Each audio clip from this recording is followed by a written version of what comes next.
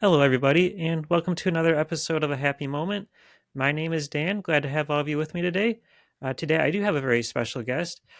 He is the creator of the Curious Matter Anthology, which is an audio drama which focuses on short stories from sci fi and supernatural horror writers. And we are going to talk to him right now. That is Jonathan Pezza. Jonathan, Hey, welcome. thank you, thank you. That's awesome to be here. Yeah, glad to have you. So this is exciting. We're going to be talking about Jonathan's work.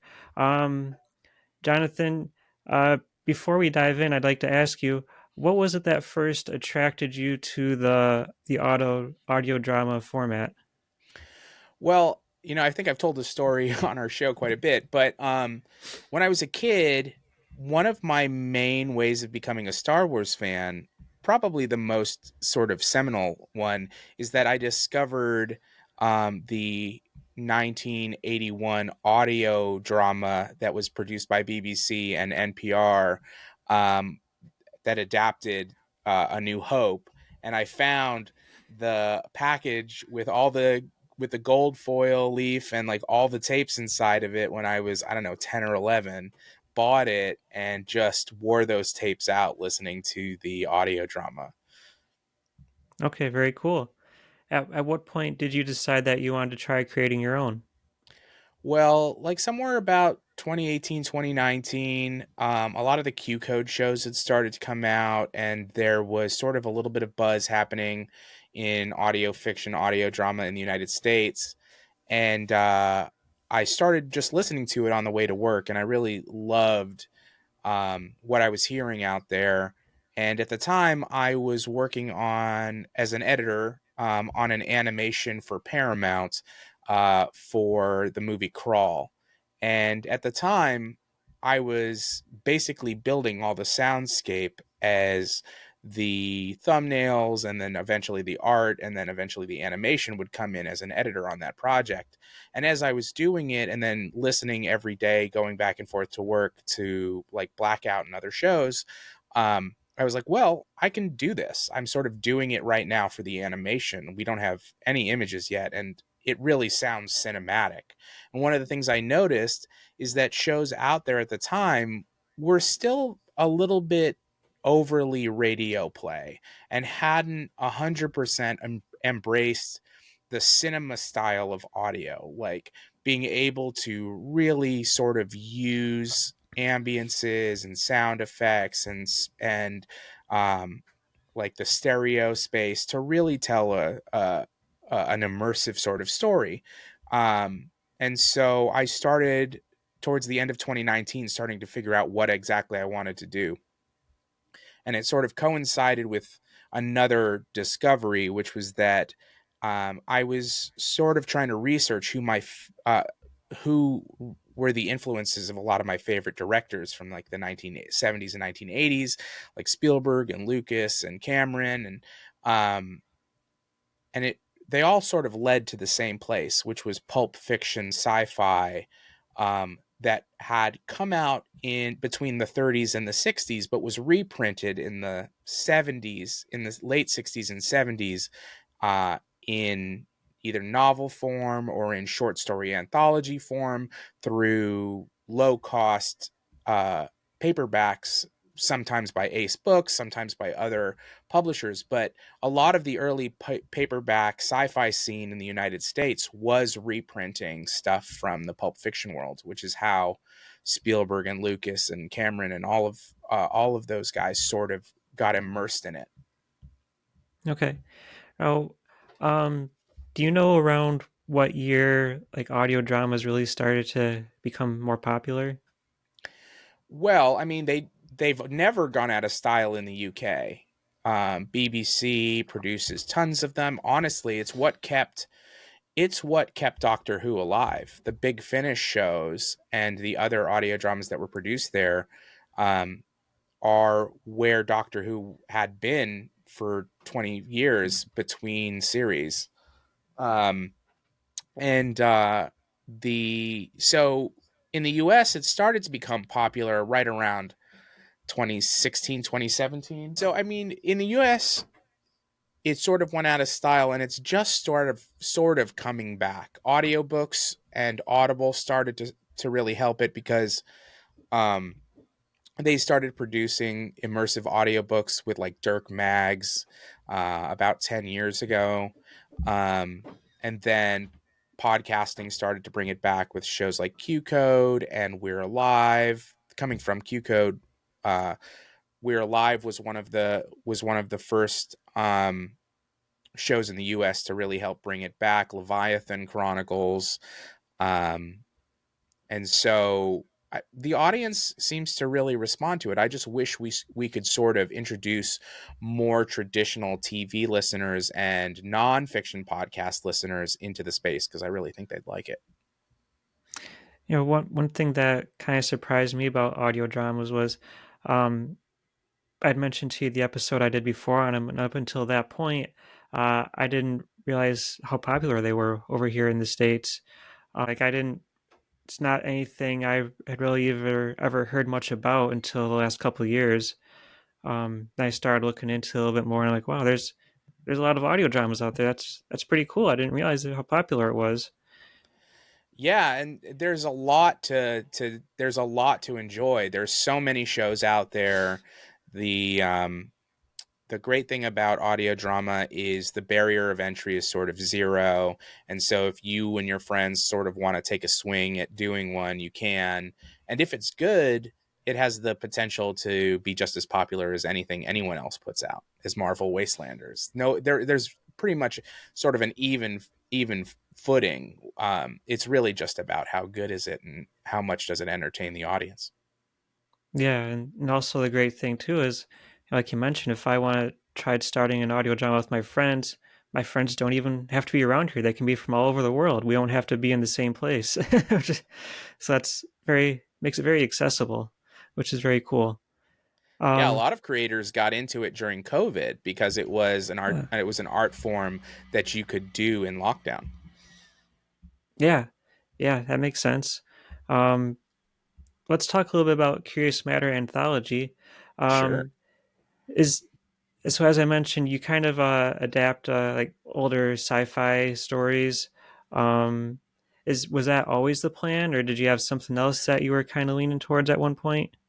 Well, we were when I was deciding what concept it was I wanted to go with, as I was doing that research about sort of trying to figure out what were the influences for my favorite directors, I discovered something very interesting about the way copyright rules had sort of worked and how the laws had sort of changed over the years.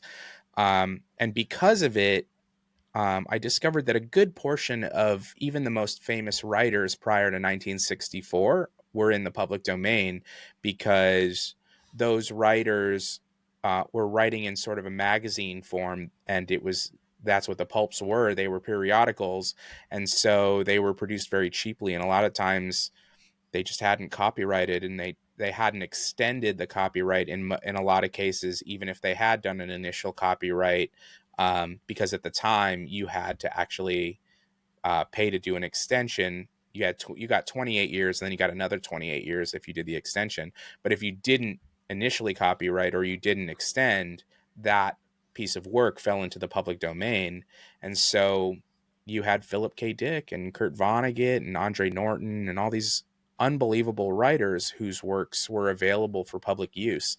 And that was what hooked me in because I was like, okay, well, these artists have in a lot of ways sort of been forgotten about, and they're the people who helped create the aesthetic that I love. So what if I go back and grab these stories and adapt them in modern ways, in ways that are sort of emotionally effective for our time and speak to modern audiences, but really rely on the raw creativity of that time. And so that's really where Curious Matter started from. When something becomes public domain, are there any restrictions on it at all, or is it just it's a free for all? You do whatever you want with it. Yeah, you can do whatever you want with it. I mean, the public domain is a public trust.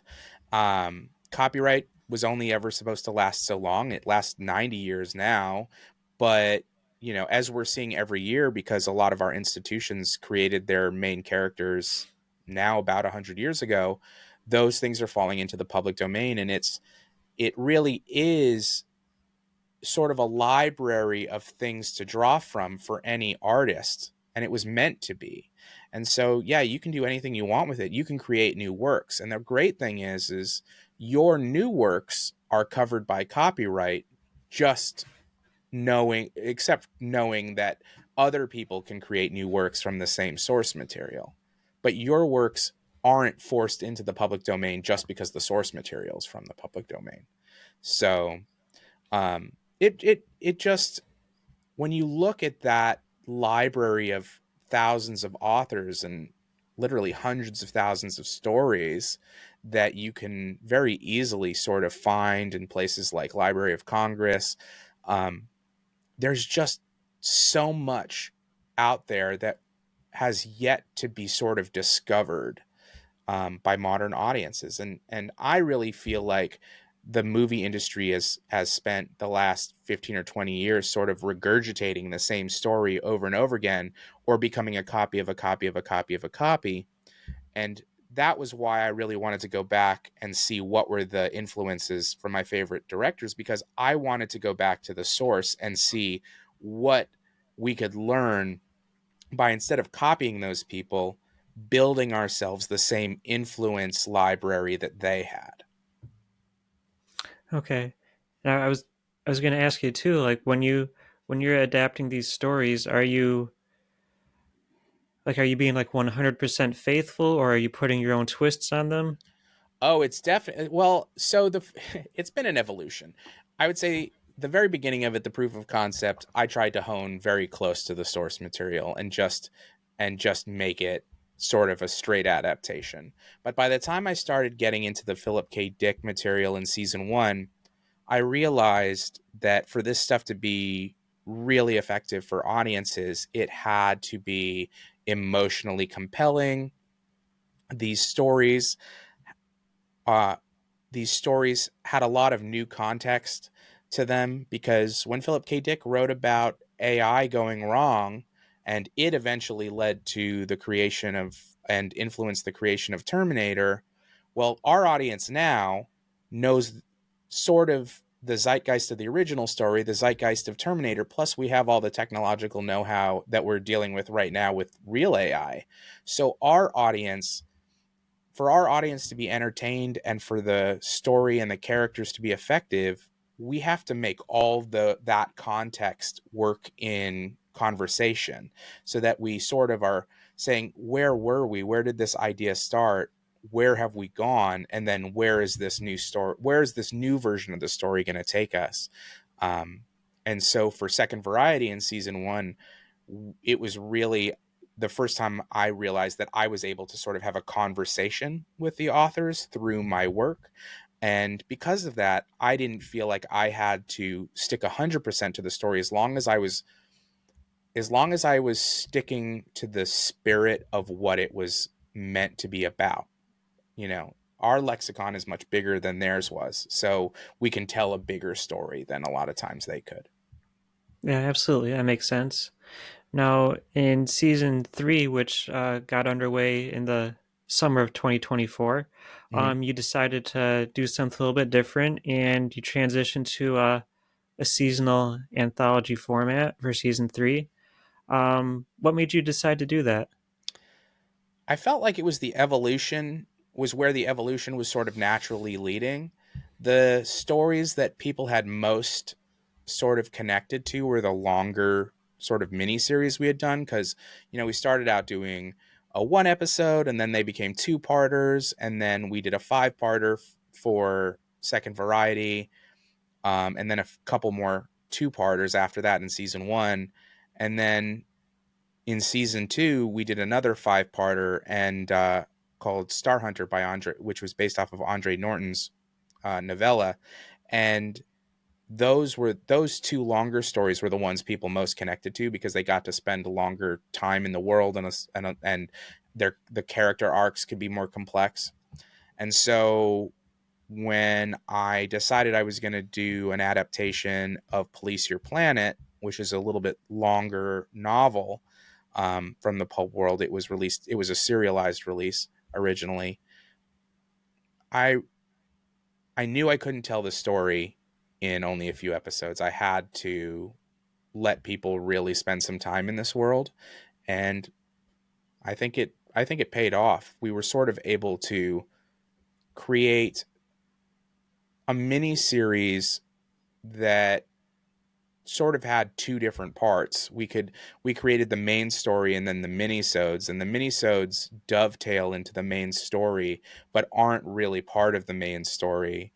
Um, and they give the audience this really intimate look behind the scenes of the characters and behind the scenes of the worlds outside of the perspective of Bryce, our main character.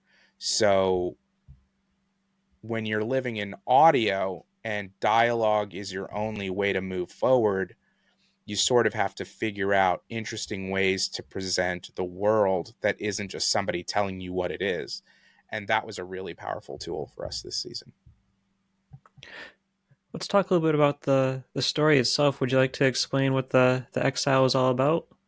Yeah, for sure. So the Exile follows the story of Bryce Gordon, who has been exiled from Earth for trying to leak government documents. She was working as basically in the FBI of the future, which is the United Earth Government Bureau of Investigation, and she discovers something, tries to leak it out to the world, and gets caught doing it and tried for treason and exiled to Mars. And Mars is a rough and tumble, no rules, very corrupt sort of um, frontier colony. And when she gets there, she sort of only has one thing to live for, which is her daughter and trying to get back to her daughter. But being exiled from Earth, the only way to do that is the wrong way, is the illegal way. So she sort of embraces this new life outside the bounds of the law.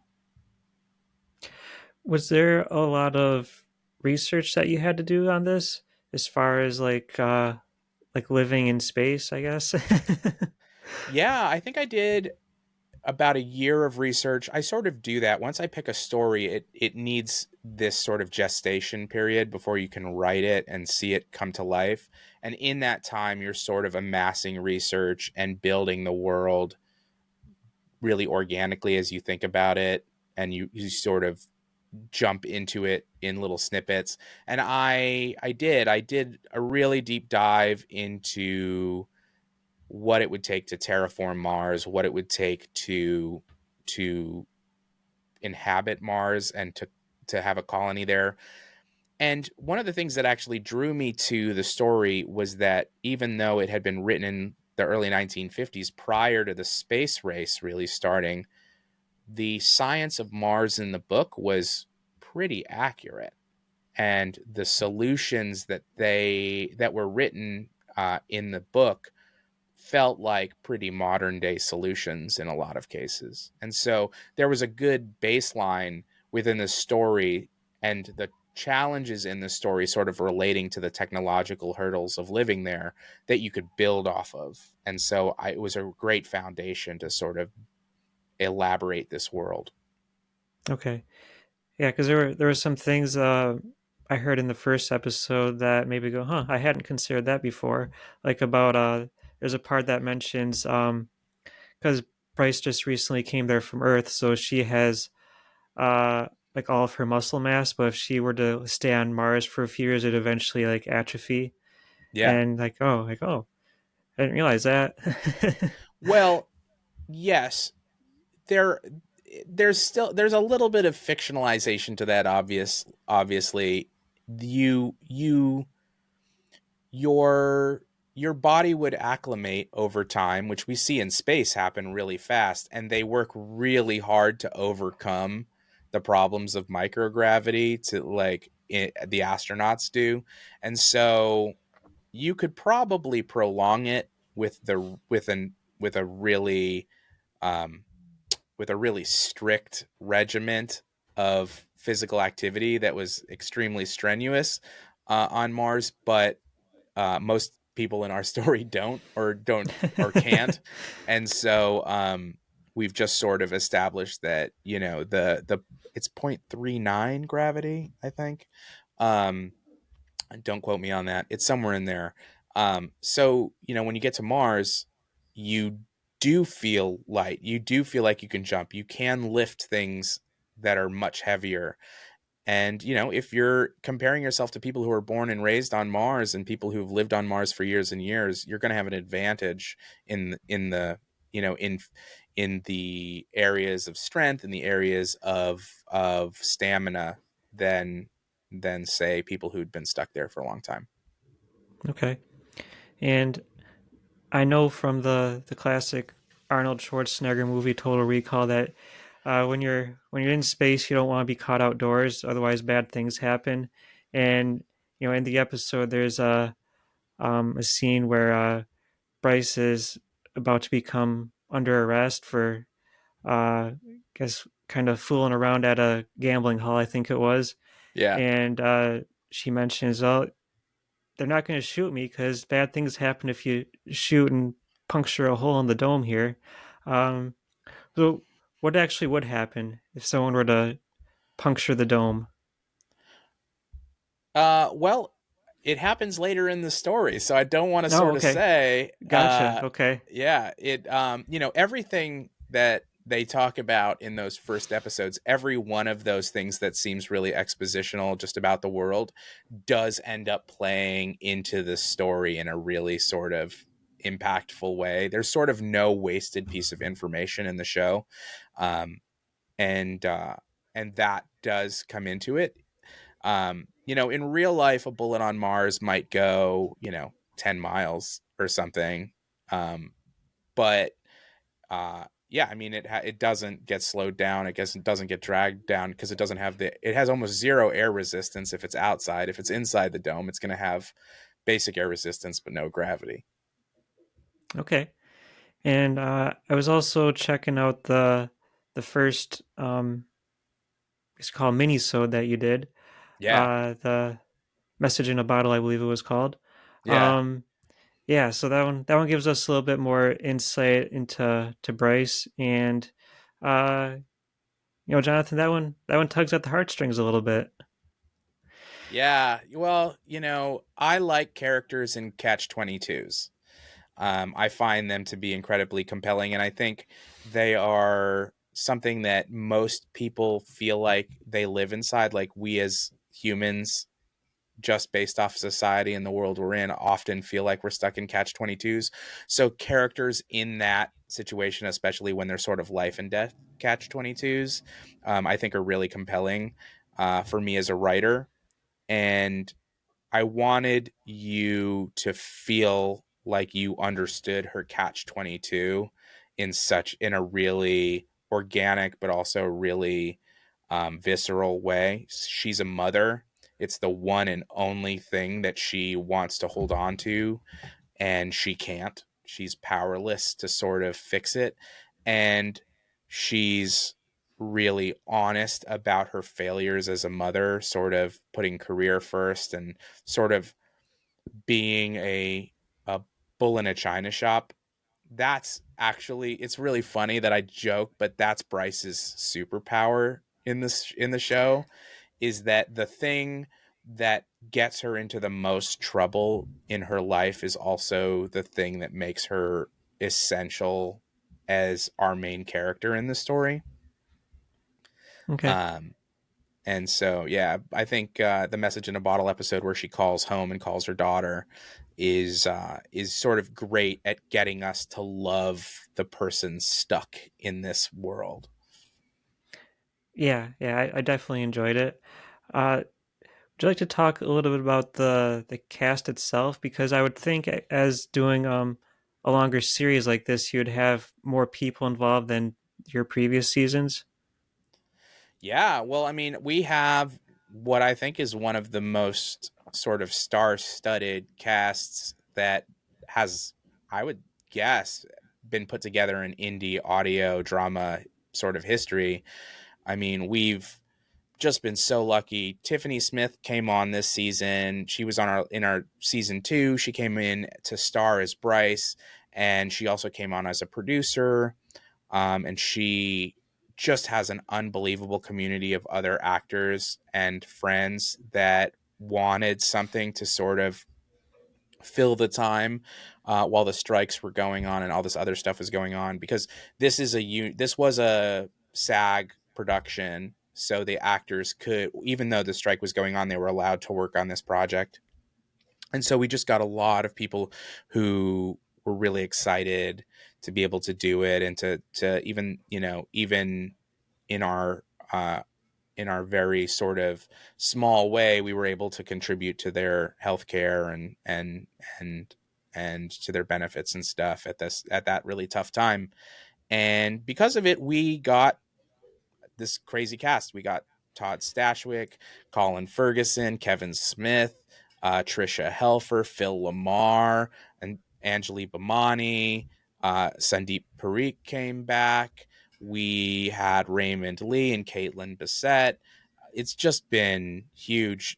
Tracy Toms, and not we can't forget Trace Lissette, who, we were so excited to be able to have uh, the character of Mother Corey portrayed by a trans co-lead, because one of the discoveries I made reading Police Your Planet was that I 100% believe it was the author's intention. Um, uh, uh, Hold on 2 seconds. Let me look up Lester Del Rey. Ugh, just had a blank. I 100% believe that it was the intention of Lester Del Rey that Mother Corey was a trans character in a sci-fi story written in 1953. So I thought it was very important that we make that character really sing and just be this sort of special, um, very powerful figure in our story. Okay. I was just kind of curious too about, I guess, like the actual process of getting cast members. I mean, like, do you just like look up Tiffany on online? You're like, hey, I got this audio drama I'm working on. You want to join? Is that how it goes? Uh, I have done that in certain cases. Our story, like Curious Matter, has had this really sort of blessed journey. In season 1, I've been a member of the LA film community for a long time. So when you're around that, you make friends, and friends sort of around you will work their way up the industry in various avenues. And so I had been lucky that I had known Sandeep Parikh for a long time, and he came in season 1 and was sort of, he and Kelly Dawn Hancock were sort of the two real professional working actors that came into the show in season 1, and they both just had such an unbelievably fun time that they've become part of the troupe. And in season 2, Sandeep said, hey, let me help produce, and we can help get more cast. And he introduced me to Jeff Lewis and to Colin Ferguson and Tiffany Smith, and we had an amazing time making that season. And then that sort of network just exploded in season 3 as Tiffany came on board to be a producer along with Sandeep. And so between the two of them, all of a sudden it was just texts and phone calls and emails around town, and these just unbelievable people came on board. I gotta mention Eugene Bird, who was in 8 Mile. He's amazing. Malcolm Barrett, who's on Average Joe and on The Boys. He's amazing.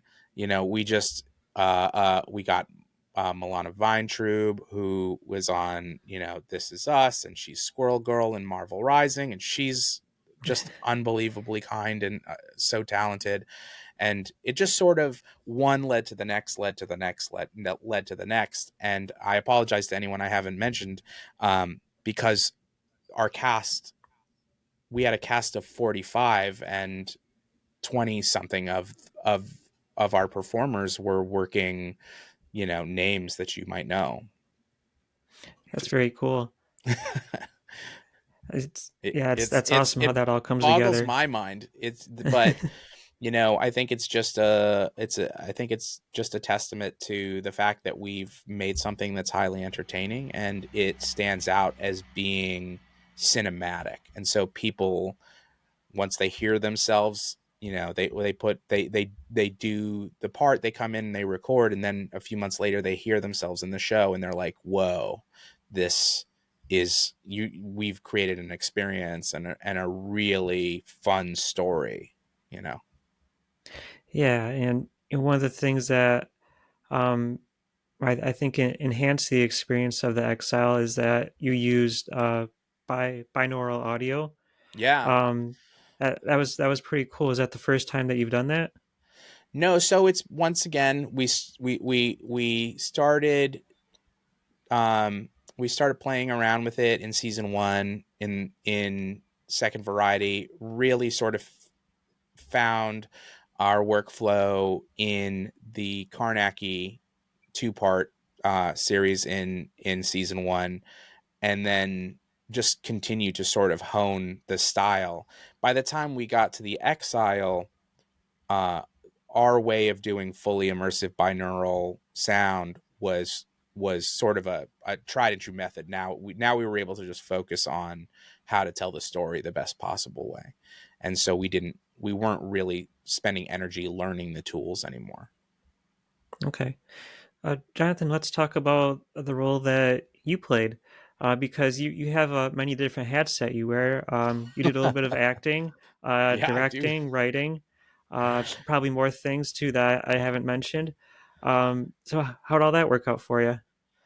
Uh, I am a glutton for punishment, is what it really is, and that you know, I I came up in the film world where you know you either you either have the resources or you have to do it yourself.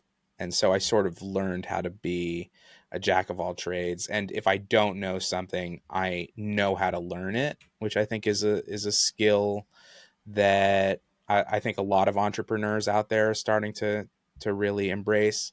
And so, I write, I direct. This season, Tiffany co voice directed. I edit it, I mix it, I sound design it, I master it, I market it, I act in it a lot of times. Um, you know, I have a couple assistant editors who help me assemble the projects. Um, and my producing team is mostly dealing with marketing and casting. So other than that, all the other stuff falls onto my plate and you just get it done. There's a lot of late nights and early mornings. The season three that ran from, I believe, it was about June through October. Um, what's been going on with Curious Matter since then? What have you been working on? Well, we're planning out season 4, which we've announced, and it's probably going to be Q4 of this year. It's going to be jumping back into our supernatural horror roots. We're going to continue the story of Karnacki, and tell a giant scope, season long version of that story. Um, Karnacki was the one story from season 1 that everybody felt like, man, I just want more of this. I just wish there was more of these characters and more of these adventures. And there's so much more to tell based off the source material because William Hope Hodgson, who was the writer, had written several short stories that were becoming extremely popular before he died in World War One. And he was a contemporary of Arthur Conan Doyle. They lived really close to each other, and likely, if he'd survived World War One, he would have been an everyday name. But because of that, I sort of realized that I wanted to meld the story that uh, that of Karnacki and the creator into sort of one story, and sort of tell the story as though Karnacki and William Hope Hodgson were sort of the same, lived in the same life, lived the same life, and when instead of dying, um, in the trenches of World War One, he sort of survives with a really crazy injury that has some supernatural components to it and goes off and becomes the world's most prominent supernatural investigator. Nice, nice. William Hope Hodgson. I've read one of his short stories. Um, the name escapes me, unfortunately. One of his like Uh, nautical ghost stories, probably. um, it was it was about this guy, and he was living in this house like out in the middle of nowhere, and it like becomes under siege from these creatures. Uh, I don't know that one. I know it's on my shelf. I'll look it up later and I'll let you know. But Yeah, let me know. as I'm reading it, I could definitely feel like Lovecraft vibes. Like I'm sure he was a big influence for Lovecraft. Would that be accurate? He predates Lovecraft, so he definitely influenced, for sure. And one of the things that he did that even the people after him didn't embrace as much was how technology was this paradigm shifting thing inside the world of science. And in nine around the the turn of the century, 1900s, the world was getting electrified. Photography was becoming a thing. Radio transmissions were first sort of being discovered, and those things felt like magic. And so the idea of embracing our earliest sort of love affairs with technology and the fetishization of technology as sort of a component in doing these really sort of crazy things with ghosts. I found that to be like really sort of fun, a fun way to bring the Ghostbusters element into it. You know, like even Karnacki at times is sort of in awe of what the technology is doing. Yeah, yeah. I definitely have to go back to season one and check out the Karnacki episode because I'm very curious about it now and looking forward to checking out season four when that releases. Uh, Jonathan, are there any other projects that you have in the works, or is most of your time Yeah, taken I up by mean, the audio dramas? I'm always until I'm in production of something, I always tend to be sort of spread out. Well, my company is really sort of exploring if we can take our cinematic audio dramas to larger clienteles. That's sort of been a big drive of this year, seeing if there's other places where we can use the track record of adapting large world material and our very specific way of bringing it to audiences as sort of a big thing. So from a business standpoint, that's a big part of this year. I'm doing a novelization of the Exile because it is so different from Police Your Planet. So it's like a novel that is adapted into an audio drama that's adapted into a novel. I'm sure at some point it's going to end up a musical because that's just the way these things sort of happen. But for the next step is a novel, the renovelization of it, which I wrote along with Shannon Perry, who helped do some of the minisodes. We did 450 pages of content writing in order to tell that season. So there's a lot to sort of pull from to do that adaptation. I'm working on a history true crime developing a history true crime documentary podcast that will have a hybrid audio drama component to it about Anne Bonny and Mary Read, the two female pirates from the golden age of piracy. So that's probably the next thing that'll if we're that hopefully the next thing that'll come out will be that. It sounds like you got quite a lot on your plate. Do you?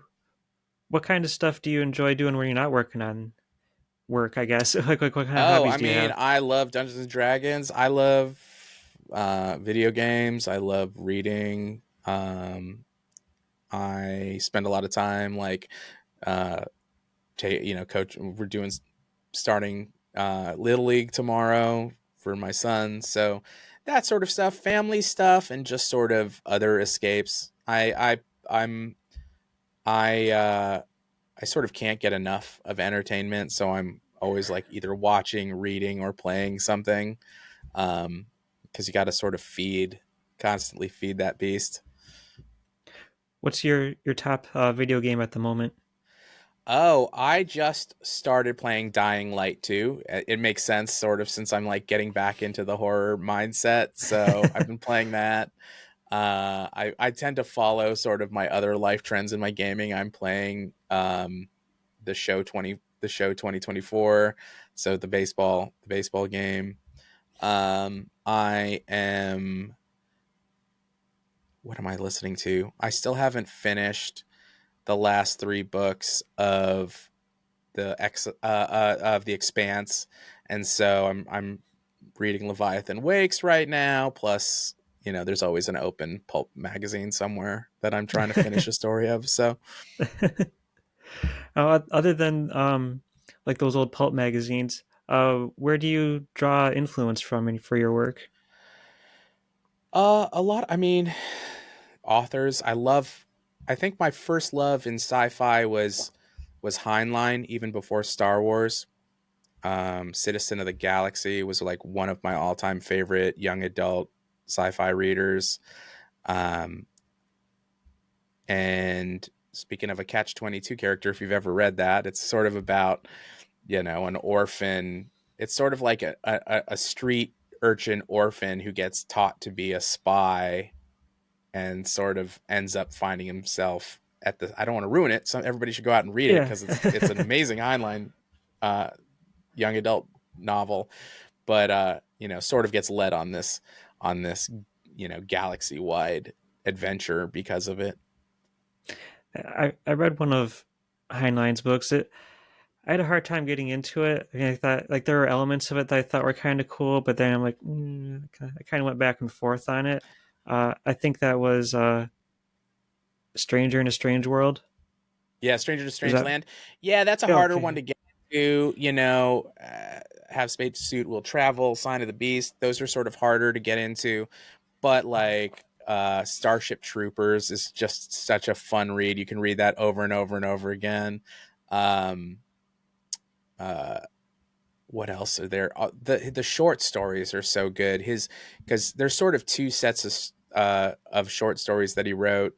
Some of them are very fantastical, and some of them are like he's creating a future science history where he's defining the technological hurdles that'll get humans to sort of be spacefaring um, society, which I think that's been a huge influence for me in my adaptations, is that I tend to always do the future history work like he does in order to sort of figure out how we got from A to Z.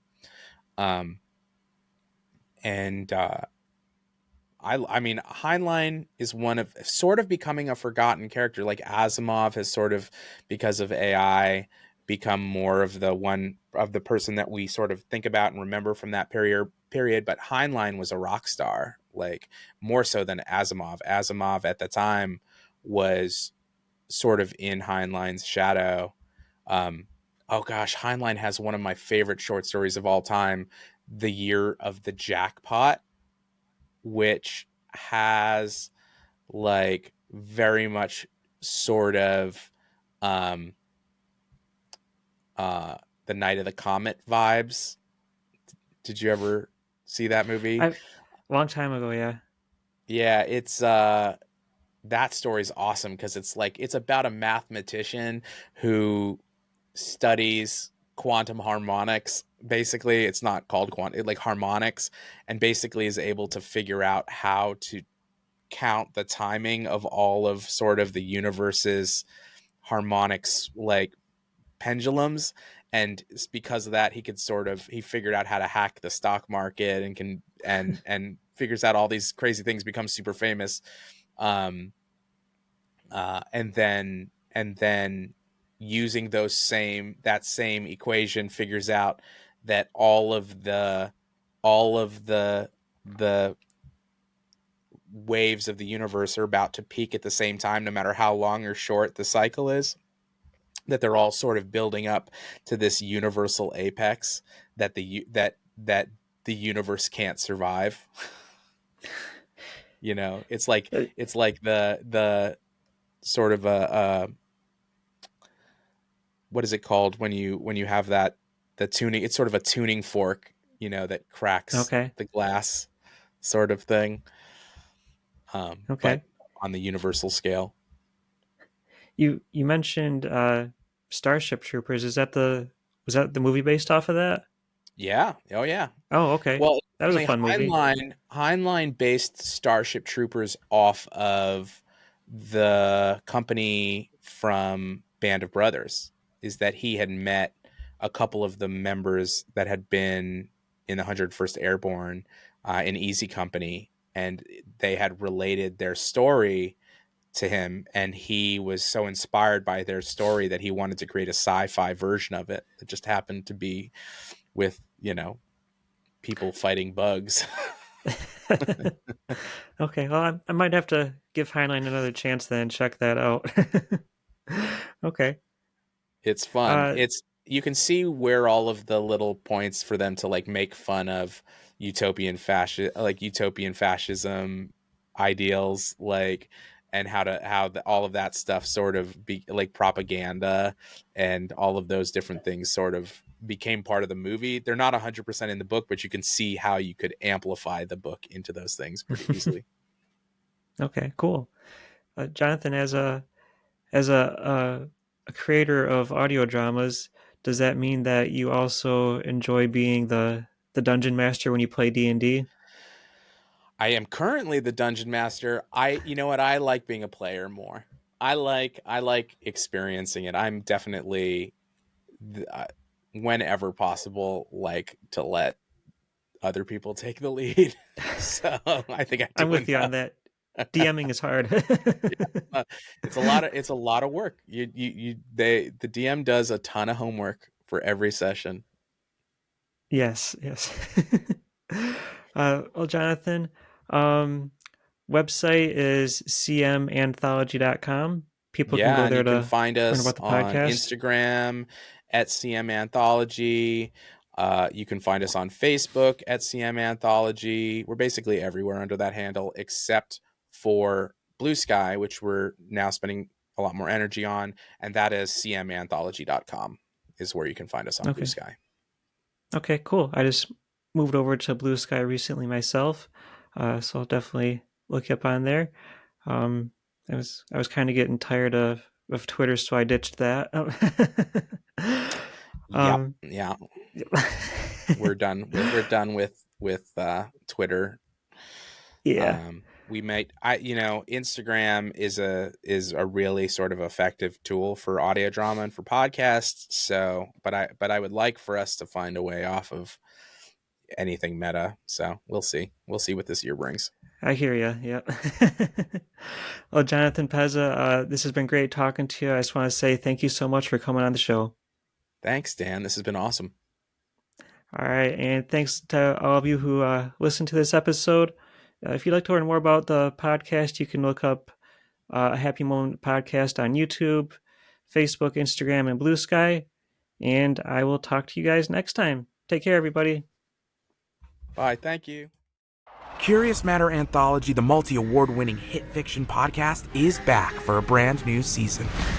Please proceed to a customs terminal for processing. This summer, take the journey to the Red Planet in The Exile. What'd you have to do to piss off a whole planet? I'm not really sure how to answer that. Tiffany Smith stars as ex-Earth federal agent Bryce Gordon. Put on a badge and it becomes a shield against all of this. The Exile features an all-star cast. Phil Lamar, Trace Lissette, Kevin Smith. It's not just the atmosphere that's changing. There's a storm on the horizon. Trisha Helfer, Malcolm Barrett, Todd Stashwick, Eugene Bird. You're gonna water the sand right here. Tracy Toms, Colin Ferguson, Raymond Lee, and Jolly Bamani, Caitlin Bassett, and many more. Mars, humanity's great endeavor. Disperse immediately. This is an unlawful assembly. But it had come to symbolize something else. We should be out there helping these people, not putting them in mines. Breaching on 3! Nothing free. No air we don't steal, no food we don't take, no water that ain't recycled from our blood and piss. We are Mars, and Mars is war! Curious Matter Anthology Season 3, The Exile. Available wherever you listen to podcasts June 18th, with early access and ad-free listening available exclusively on Apple Podcasts starting June 4th.